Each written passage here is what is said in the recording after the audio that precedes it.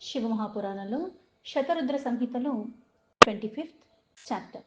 ఇక్కడ రాజైన అరణ్యకుడి యొక్క పుత్రిక అయిన పద్మతో పిప్పలాద ఒక వివాహం జరగటం, అలాగే వాళ్ళ వైవాహిక జీవన వర్ణన ఇక్కడ చెప్పబడింది. ఇప్పుడు ఒక రాజు కూతుర్ని ఈయనకి ఇచ్చి చేశారు అంటే మళ్ళీ ఇక్కడ అర్థం చేసుకోవాల్సింది, ఆ పరమాత్మ యొక్క అవతారమే పిప్పలాద అయినప్పుడు ఆ పరమేశ్వరి అవతారమే ఇక్కడ ఈయన పుత్రిక రూపంలో కూడా ఉన్నది. ఎక్కడెక్కడైతే ఆయన అవతారాలు తీసుకుంటారో, ఎక్కడెక్కడైతే అమ్మవారు అవతారం తీసుకుంటుందో ఆవిడ్ని మళ్ళీ గ్రహించేది అయ్యవారే, ఇక్కడ కూడా గ్రహించేది మళ్ళీ అమ్మవారే. నందీశ్వర ఉవాచ అతాలోకే వ్యవస్థాయ ధర్మస్య స్థాపనిచ్చయ మహాలీలాం చకారే శస్తామహు సన్ముని శృణు. నందీశ్వరుడు మళ్ళీ ఇలా చెప్తున్నాడు. అంటే ఎప్పుడైతే వీళ్ళందరూ వచ్చారు, ఆయన్ని స్తుతించుకున్నారు, మళ్ళీ అక్కడి నుంచి వాళ్ళ వాళ్ళ ధామాలకు ఉత్సవాన్ని చేసుకుని వెళ్ళిపోయారు. ఆ పిప్పలాదమ్ముని మటుకు కొన్ని సంవత్సరాల వరకు ఒక దీర్ఘకాలంలో అక్కడ తపస్సు చేసుకున్నాడు. అందుకే ఇక్కడ దాని తర్వాత అసలు అవతారమే వచ్చింది ఎందుకు అంటే ధర్మాన్ని స్థాపింప చేయాలన్న ఇచ్చతోనే లోకంలోకి వచ్చిన ఆ మహేశ్వరుడు ఆ మహాలీల చేసే క్రమంలో దానికి తగ్గట్టుగా ఏం జరిగిందో చెప్తాను విను అని. ఏకదా పుష్పభద్రాయాం స్థాతుం గచ్చాన్మునీశ్వరః దదర్శ పద్మాం యువతీం శివాంశ సుమనోహరం. ఒకసారి పుష్పభద్రా నది దగ్గర స్నానం చేస్తూ ఉంటే అక్కడ ఈ పిప్పలాద అక్కడికి మళ్ళీ పరమేశ్వరి యొక్క అంశంలాగా ఉత్పత్తి చెందిన ఆ పద్మ అన్న నామ అతి మనోహరమైన యువతిని అక్కడ చూశాడు. తత్లిప్సురస్ తత్పితుః స్థానమనర్న్యస్య భూపతేః జగామ భువనాచారి లోకతత్వ విచక్షణః. లోకోత్తత్వాన్ని తెలిసినవాడు, సమస్తము మూలమైనవాడు, పైగా సంచరించేవాడు. అందుకే వెంటనే ఇక్కడ ఆయన్ని తండ్రి కలవాలి, ఎందుకంటే ఇక్కడ ఈవిని చూశాడు, నచ్చింది, కాకపోతే ఇక్కడ ధర్మాన్ని స్థాపింప చేసుకుని వచ్చాడు. అందుకని ధర్మాన్ని స్థాపింప చేసి రావాలి అంటే ఏంటి, ఇప్పుడు విచ్చలవిడితనం లేకుండా నాకు ఒకళ్ళు నచ్చారంటే నా ఇష్టం వచ్చినట్టుగా నేను వెళ్ళిపోయి చేసేసుకోవటం నా ఇష్టారాజ్యం కాదు. ప్రతిదానికి ఒక క్రమం ఉన్నది. ఎలా అయితే ఇంతకు ముందు సతీదేవత అయిన వివాహం ఇవన్నీ ఏం చెప్పారు అంటే ఆ వివాహం అన్న వ్యవస్థ ఏమిటి, ఎలా ఉండాలి, లోకాచారానికి తగ్గంటే లోకాల్లో ఒకటి ఆచరిస్తూ ఉంటేనే అన్ని, ఇప్పుడు ఎలా అయితే కొన్ని రూల్స్ అండ్ రెగ్యులేషన్స్ ఉంటాయి, అప్పుడే అవి అందరూ పాటిస్తూ ఉంటేనే చక్కగా ఉంటుంది. సామరస్య భావంతో వెళ్ళిపోతూ ఉంటే అన్నీ బాగుంటాయి. విచ్చలవిడతంగా ఇష్టారాజ్యంగా ఎవరు ఇష్టపడితే అది అలా చేసుకుంటూ వెళ్ళిపోతే ఏమవుతుంది అంటే ఒక పద్ధతి ఉండదు. అలాగే అతివృష్టి అనావృష్టి రూపంలోనే అన్నీ అలానే జరుగుతూ ఉంటాయి. ఒక వ్యవస్థ అంటూ ఉండి దానికి కొన్ని నియమాలు ఉండి అట్లా ఉంటూ ఉంటేనే అన్నీ బాగుంటాయి.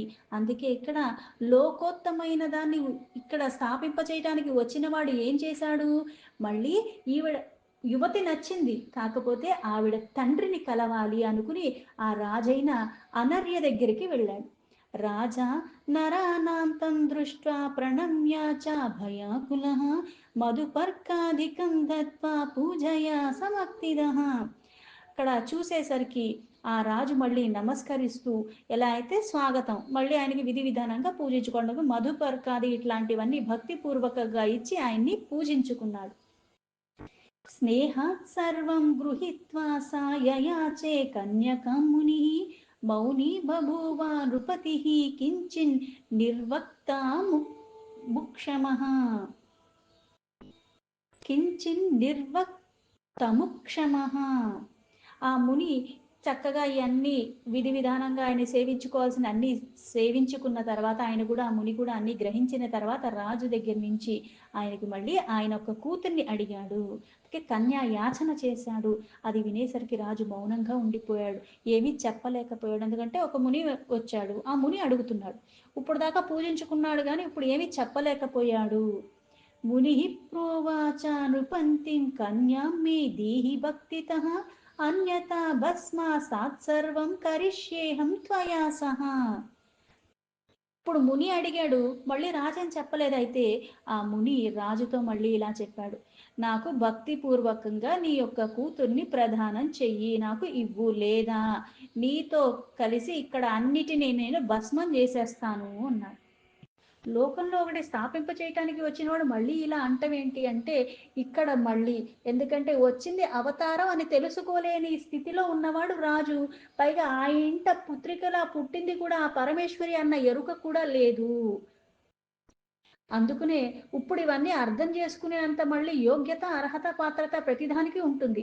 అందుకే ఇవన్నీ చెప్పకుండా ఏం చేశాడు ఆయన, ఇప్పుడు నేను చెప్పిన దానికి అంగీకరించి నీ పుత్రికను నాకు ఇచ్చావా, సరే సరే, లేకపోతే అన్నిటినీ భస్మం చేసేస్తాను అన్నాడు. అతో బభుర్రాజన్నః సర్వే రాజనస్తథా తేజసా పిప్పలాదస్య దదీచస్య మహాముని. అప్పుడు ఓ మహాముని, ఈ సమయంలో సమస్త రాజపురుషులు దదీచి యొక్క పుత్రుడైన పిప్పలాదొక్క తేజస్సుతో అలా ఉండిపోయారు. అంటే ఇక్కడ వచ్చింది ఎవరు, ఇక్కడ దదీచి యొక్క పుత్రుడు కాబట్టి తేజస్స, పరమాత్మ అంశ కాబట్టి పరమాత్మ అనుగ్రహంతో దదీచి పుత్రుడిగా లోకంలో అవతరిస్తున్నాడు కాబట్టి ఆ తేజస్సు కారణము పరమాత్మ. అత రాజా మహాభీతో విపల్య చ ముహుర్ముహుః కన్యామాలంకృతాం పద్మాం వృద్ధాయ మునయే దదో. ఇక్కడ ఆ రాజు ఆ మునిని చూసి భయానికి లోబడ్డాడు. ఇప్పుడు ముని వచ్చాడు కదా, సాధు సత్పురుషుడు కదా, ఏది అడిగితే అది ఇచ్చేయచ్చు కదా అంటే మళ్ళీ ప్రతిదానికి ఒక కారణం ఉంటుంది. లీల అని చెప్పారు. వివాహం అన్న క్రతువే ఒక లీలగా చేస్తున్న పరమాత్మ ఇక్కడ మళ్ళీ ఇప్పుడు మనకేం చూస్తామంటే, ఇప్పుడు నేను పుట్టాను, నేను పుట్టిన 30 ఏళ్లకు ఎప్పుడు నాకు కొడుకు పుట్టాడు అంటే నేను వయసులో పెద్ద, వాడు నా తర్వాత పుట్టాడు కాబట్టి నాకన్నా చిన్న, నాకు అదే కనిపిస్తుంది కదా. కానీ ఇక్కడ ఈయన ఎప్పుడో పుట్టి ఉన్నాడు, ఈయన కొన్ని తపస్సులు చేసి చేసి చేసి చేసి ఉన్నాడు. ఇక్కడ మళ్ళీ చూస్తే ఏమవుతుంది అంటే ఈ అంశ అన్నది అవతారం అయితే నాకు శరీరం కనిపిస్తుంది, అది వృద్ధాప్యానికి చెందినట్టుగా చూస్తాను. ఇది ఎక్కువ వయసు, ఇది తక్కువ వయసు, అందుకని వాళ్ళకి వీళ్ళని ఎలా ఇస్తానన్న భావన లౌకికంగా మనకు వస్తుంది. అందుకే లీల. అందుకే ఆ రాజు భయపడుతూనే ఒక్కసారిగా ఆయనతో ఇలా చేస్తూ ఆయన కూతురైన పద్మని అక్కడ చక్కగా అలంకరించి పిలిపించారు. ఇక్కడ వృద్ధమునికి సమర్పించుకున్న అంటే వృద్ధంగా ఉన్నాడు ఈ ముని, పిప్పలాద వయసు అయిపోయిన వాళ్ళ ఉన్నాడు. ఈయన కూతురేమో ఇంకా యవ్వనంలోనే ఉన్నది. అయితే ఇప్పుడు భయానికి లోబడిపోయి చేసేదేమీ లేక ఏం చేశాడు, ఇవ్వకపోతే భస్మం చేసేస్తా అంటున్నాడు. అందుకుని కూతుర్ని ఆ పద్మని పిలిచి చక్కగా అలంకరించి ఆయనకి సమర్పించేసుకున్నాడు. ఇష్టంతో చేశాడా అంటే లేదు, అయిష్టంగానే చేశాడు. పద్మాం వివాహం సా ముని శివాం శంభూపతేః సుతాం పిప్పలాదో గృహీత్వా తాం ముదీతః స్వాశ్రమం యయౌ. ఇక్కడ ఆ పరమేశ్వరి యొక్క అంశ కాబట్టి ఈవిడ కూడా రాజు యొక్క పుత్రికలా ఉన్నప్పటికీ కూడా పద్మతో వివాహం ఈయనకి అయిపోయింది. ఆ ముని పిప్పలాద ఆవిడ్ని తీసుకుని చాలా ఆనందంగా ఆయన ఆశ్రమానికైనా వెళ్ళిపోయాడు. తత్ర గత్వా మునివరో వయస జజర్రోదికః ఉవాస నార్యా సా తయా తపస్వి నాతీలంపటః. ఆ ఆశ్రమానికి వెళ్ళిపోయిన తర్వాత పిప్పలాద అక్కడ వృద్ధావస్థలోనే ఉన్నాడు. అందుకని ఇక్కడ అంటే వృద్ధావస్థలో ఉన్నప్పుడు ఏమవుతుంది అంటే ఎలా అయితే మనకి పుట్టాం, పుట్టిన తర్వాత మళ్ళీ బాల్య, దాని తర్వాత యవ్వనం, దాని తర్వాత అంటే ఎలా అయితే కౌమార్యం అంటారు, తర్వాత యవ్వనం అంటారు, తర్వాత క్రమేణా క్రమేణా వృద్ధాప్యం వస్తుంది. వృద్ధాప్యం వచ్చింది అంటే మళ్ళీ మనం మరణానికి దగ్గరగా ఉన్నట్టు, ఇంకా వెళ్ళిపోయే కాలం అన్నట్టు. అయితే ఇక్కడ ఆ వృద్ధావస్థకి కారణమైన ఇక్కడ అత్యధికమైన లంపటాల ద్వారా ఆ స్వభావంతో ఆ తపస్వి మునివరుడు ఆ నారీతో నివాసం అలానే చేస్తున్నాడు. అతో నారాయణ్య కన్యాసా శిసేవే భక్తితో ముని కర్మణ మనసా వాచా లక్ష్మీ నారాయణం యత. ఏ ప్రకారంగా అయితే లక్ష్మీ నారాయణులు సేవించుకుంటారో ఈవిడ కూడా ఆయనకి అలానే సేవించుకుంటుంది. ఆ రాజు యొక్క కూతురైనప్పటికీ కూడా ఇక్కడ మళ్ళీ అంశ అంటే లీలగా ఏం చేస్తున్నాను అంటే కనపడటానికి రాజు కూతురు అంటే ఎంతో భోగప్రాయంగా బతికినావిడ ఇప్పుడు వచ్చేసరికి ఈ వృద్ధ మునిని చేసుకుని ఆయన్ని సేవించుకుంటుంది. కానీ ఇక్కడ ఎలా ఉన్నారంటే లక్ష్మి ఎలా అయితే నారాయణ్ణి సేవించుకుంటుందో ఈవిడ కూడా ఆయనకి అలాగే సేవించుకుంటుంది, భక్తి పూర్వకంగా ఆయన సేవ చేస్తూనే ఉన్నది. ఇతం సా పిప్పలాదో హి శివాంశో ముని సత్తమ రేమే తయా యువత్యా చ యువభూయా స్వలీలయా. ఇక్కడ మళ్ళీ ఈయన ఎలా అయితే పరమాత్మ అంశ అని ఆయనకి తెలుసు, ఈవిడ కూడా ఆ పరమేశ్వరి అంశ కాబట్టి ఈవిడికి తెలుసు. అందుకని వాళ్ళల్లో ఏ భావన లేదు. వాళ్ళు ఎప్పుడూ లోకంలో లీలలు చేయటానికి మళ్ళీ ఉద్ధరింపజేయటానికి వచ్చిన వాళ్ళు కాబట్టి వాళ్ళు బానే ఉన్నారు. కానీ చూసేవాడికి ఎలా అనిపిస్తుంది అంటే ఈమునేదో కోరరాని కోరిక కోరినట్టు, భయానికి లోబడిపోయి ఆ రాజేదేమో చెయ్యరాని పని చేసినట్టుగా కనిపిస్తూ ఉంటుంది. అంటే ఈవిడ జీవితం ఎక్కడో పాడు చేసేసినట్టుగానే మనకి లౌకికంగా కనిపిస్తూ ఉంటుంది. అయితే ఇక్కడ పరమేశ్వరుడు అంశైన ఆ మునిశ్రేష్ఠుడు పిప్పలాద లీలలో భాగంగా ఇక్కడ మళ్ళీ యవ్వనంలోకి వచ్చేశాడు. ఆ యవ్వనంలోకి వచ్చేసి ఈవిడ కూడా యవ్వనంలో ఉంది. హాయిగా వాళ్ళు జీవితాన్ని గడుపుతున్నారు. దశపుత్ర మహాత్మానో బభూవుః సుతపస్వినః మునేః పితుః సమాః సర్వే పద్మాయః సుఖవర్ధనాః. ఆ ముని పరమ తపస్వి. అలాగే ఇక్కడ ఆ మహాత్ముడికి మళ్ళీ 10 మంది పుత్రులు కలిగారు. వాళ్ళందరూ కూడా తండ్రితో సమానమైన తేజస్సుతో కలిగి ఉన్నవాళ్ళు. అలాగే ఈ తల్లి అయిన పద్మకు కూడా సుఖాల్ని కూడా వృద్ధి చేసేవాళ్ళు. ఏవం లీలావతారో హి శంకరస్య మహాప్రభుః పిప్పలాదో మునివరో నానాలీలాకరః ప్రభుః. అయితే ఇక్కడ లీలలు చేయటానికి వచ్చిన ఆ పరమాత్మ శంకరుడు ఈ లీలావతారమైన పిప్పలాద రూపంలో ఎన్నో రకాల లీలలు చేస్తున్నాడు. ఏన దత్తో వరః ప్రీత్యా లోకేభ్యో హి దయాళునా దృష్టవా లోకే సనేహ పీఢాం సర్వేషామనివారిణిం. ఈ లోకంలో అనివార్యమైనవి అంటే ఇక్కడ కొన్ని కొన్ని బాధలు అన్నవి కొంతమంది పడుతూ ఉంటారు. అది నివారించడానికి వీలు లేదు. అదే కొన్ని వాటికి కొన్ని జబ్బులకి మందు లేదంటారు. అంటే అది రానంత వరకే వచ్చిందంటే మేమేం చేయలేము అన్నట్టుగా. అలాగే ఈ లోకంలో అందరి ద్వారా తొలగించటానికి వీలు కానటువంటివి ఎలా అయితే శని పీడలు ఇవన్నీ చూసి దయాళుడైన ఆ పిప్పలాది ఏం చేశాడంటే ప్రాణుల్ని ఉద్ధరింపజేయటానికి జీవుల్ని ఉద్ధరించజేయటానికి వాళ్ళ మీద ప్రీతితో, ఎందుకంటే మనం పరమాత్మని ఏమంటాం భక్తవత్సలుడు కరుణాసాగరుడు. ఆ భక్తి ఈ భక్తుల్లో ఉన్నా లేకపోయినా స్వల్పంగా, అందుకే మనకి చాలా గాథల్లో చెప్పేది ఏంటి అంటే నేను నా జన్మంతా కూడా విచ్చలవిడిగా బతికేశాను. ఆ నోటికి హద్దు లేదు. నేను చేసే పనులకి కానీ నా ఆలోచనలకి కానీ నా గుణాలకి కానీ అన్నీ కూడా దుష్ట అటువంటివే ఉన్నాయి. అయితే ఒకానొక కాలంలో ఎవరో ఒక సత్పురుషుడు ఏదో చేసిన కారణంగా అది విన్నాను. అలాగే స్వల్పంగా ఏదైతే ఒక నీటి బిందువుని సమర్పించుకునో, ఒక పత్రాన్ని సమర్పించుకునో, ఒక పుష్పాన్ని సమర్పించుకునో, ఒక పండుని సమర్పించుకునో, ఏదో శివరాత్రి రోజో లేకపోతే ఇంకో ఏ ఏకాదశి రోజో అట్లా నేను చేశానే అనుకుందాం. ఇట్లా చేసిన వాళ్ళ ఇతిహాస గాథల్లో కొన్ని కథలు చెప్పారు. తెలిసి చేసినా తెలియకుండా చేసిన కొన్ని తిథుల్లో మనం ఉపవాసం ఉండటం, కొన్ని సమర్పించుకోవటం ద్వారా మనకి మళ్ళీ ఉత్తమమైన స్థితిలో రావటం. ఎందుకు అంటే భక్తి స్వల్పంగా చేసినా సరే ఆయన్ని ఆశ్రయించిన కారణంగా అంటే అవకాశాలు ఇస్తూనే ఉన్నాడు అనుక్షణము. నువ్వు తెలుసుకున్నా తెలుసుకోకపోయినా. అందుకే ఇంకా జీవించి ఉన్నావు. లేదా మనం చేసే వాటికి మనం ఆలోచించే విధానాలకు మనం ఎప్పుడో తీసేయాలి. ఎలా అయితే పురుగు అన్నది ఇది ఏదైతే పొలానికి ఇట్లా ఏతికైనా పట్టింది అంటే అది వెంటనే తొలగించకపోతే ఏమవుతుంది, ఆ పంటను మొత్తం పాడు చేసేస్తుంది. అలాగే మంచి లక్షణాలు నేర్చుకున్నా నేర్చుకోకపోయినా ఒక చెడు లక్షణాలతో కూడుకున్న వాళ్ళు వీళ్ళ సంఘంలో ఉన్నప్పుడు ఏమవుతుంది అంటే మంచివి అబ్బవు, వాళ్ళు ఎప్పటి నుంచి చెప్పినా అబ్బవు. చెడు మాట మనం ఒక్కసారి చెప్పగానే భలే మంచిగా అనిపిస్తుంటారు, రుచిగా ఉన్నట్టుగా దాన్ని ఇంకా ఇంకా వినాలి, అవి ఇంకా ఇంకా చెయ్యాలి అన్నట్టుగా వెంపర్లు పోతూ ఉంటాం మనం. అందుకే ఇక్కడ ఏం చేస్తున్నాడు, ఇటువంటి పీడలతో పీడింపబడుతున్న వాళ్ళ మీద దయతో ప్రీతితో వరాలు ప్రసాదించటానికి ఈ జన్మల్లో వాళ్ళకి సాధ్యం కానివి వాళ్ళకి తొలగించటానికి ఆయన పూనుకున్నాడు.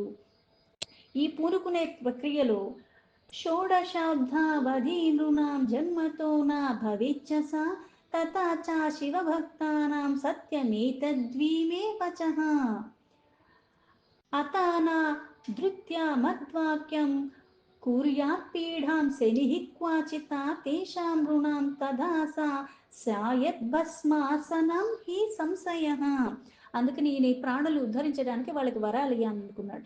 అందుకే ఇక్కడ ఈ జన్మ తీసుకుని ఇక్కడ మళ్ళీ 16 సంవత్సరాల ఆయువుతో ఉన్న మనుష్యులు ఏదైతే ఇంతకుముందు మనకి సంధ్య యొక్క జన్మప్పుడు కూడా విశేషంగా చెప్పింది ఏంటి అంటే ఏదైతే ఈ సంధ్య మీద మన్మధుడు ఆయన ఒక క్రతువు ఇవ్వటానికి ఆయన్ని పుట్టించి మళ్ళీ ఆయనకొకటి అప్పచెప్పేసరికి ఆ బాధ్యత వెంటనే అవి వీళ్ళ మీదే ప్రయోగించాలనుకున్నాడు. అందరిని వ్యామోహాలకి గురి చేశాడు.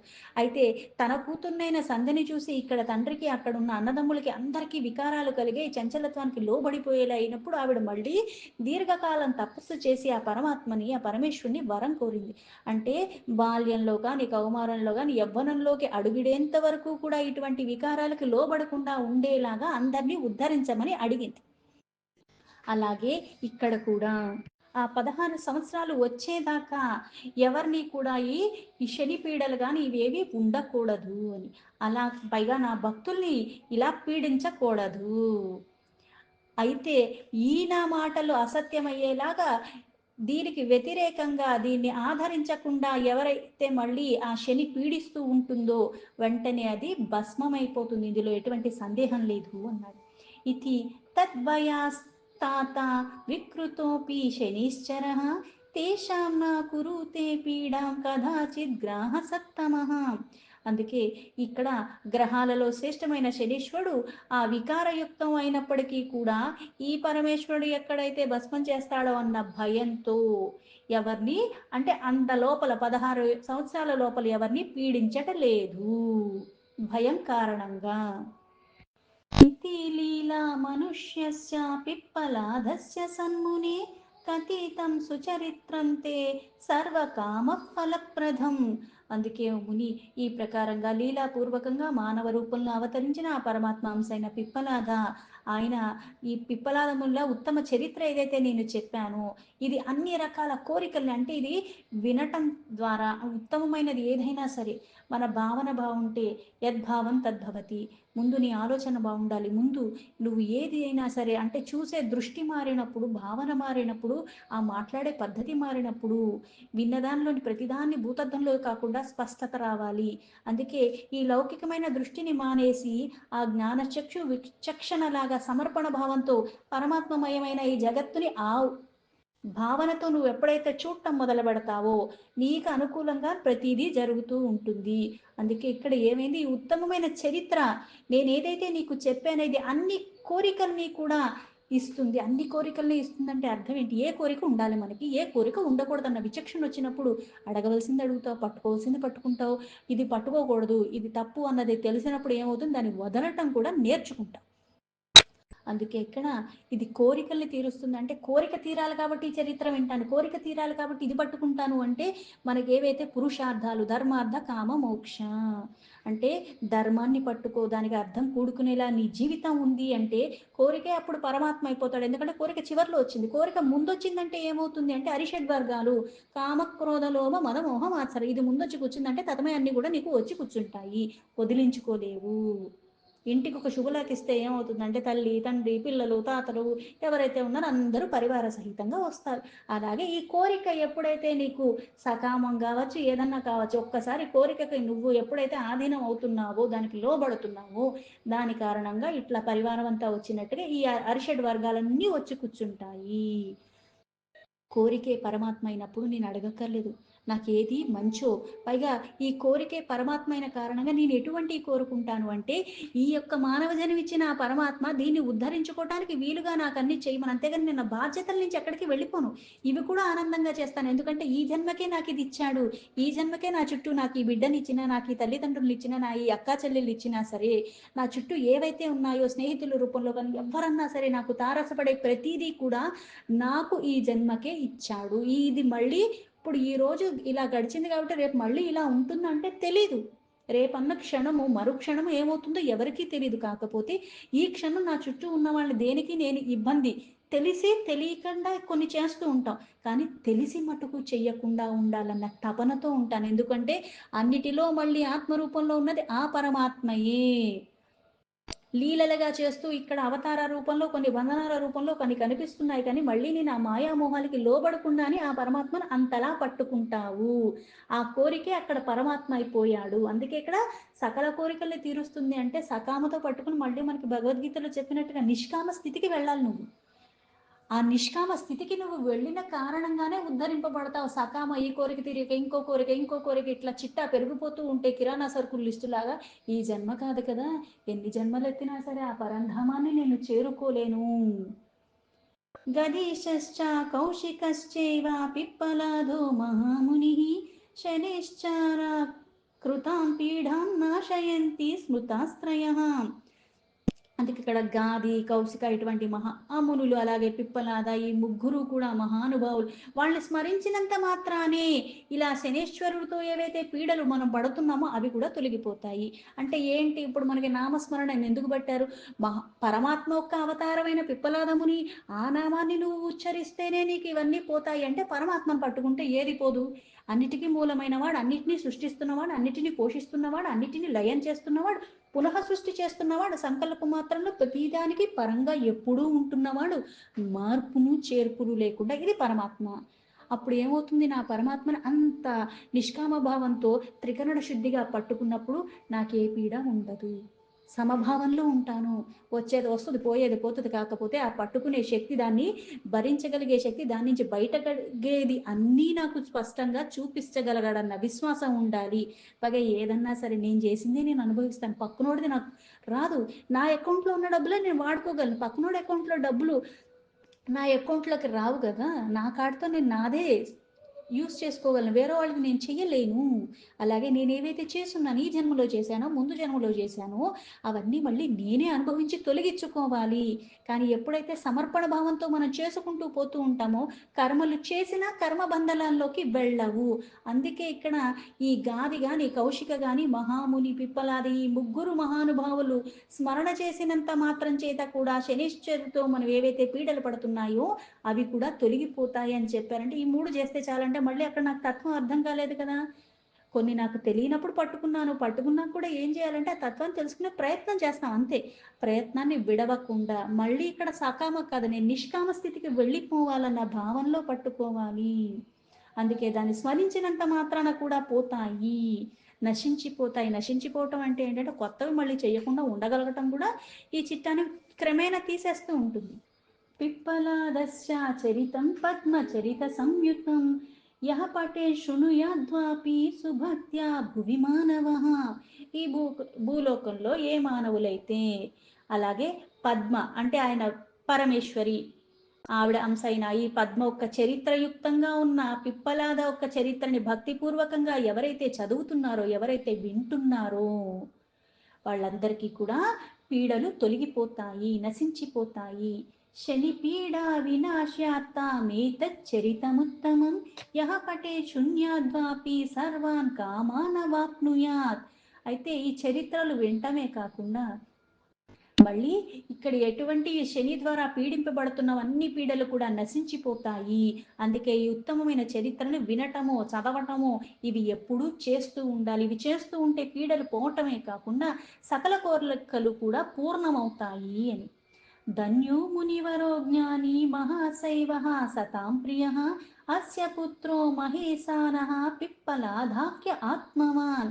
మహాజ్ఞాని మహాశివభక్తుడు అలాగే సజ్జనులకి ప్రియమైన మునీశ్వరుడైన దధీచుడు కూడా ధన్యుడు. ఆయన యొక్క పుత్రుడు ఇలా పిప్పలాద రూపంలో సాక్షాత్ ఆ పరమేశ్వరుడి అవతారమే. ఇదమాఖ్యానమనఘం స్వర్గ్యాం కుగ్రాహ దోషకృత సర్వకామ ప్రదం తాత శివభక్తి వివర్ధనం. అందుకే ఇది ఎవరైతే ఈ ఆఖ్యాయాన్ని వింటున్నారో ఇది నిష్పాప అంటే పాపాల నుంచి రహితంగా చేస్తుంది నిన్ను. పైగా ఇది పాపాలు తొలగించటమే కాకుండా స్వర్గలోకాల్ని కూడా ప్రసాదిస్తుంది. అలాగే క్రూర గ్రహాది అటువంటి దోషాలన్నీ కూడా తొలగిపోతూ ఉంటాయి. సంపూర్ణమైన కోరికలు అంటే కోరికలన్నీ కూడా పూర్ణంగా అవుతాయి.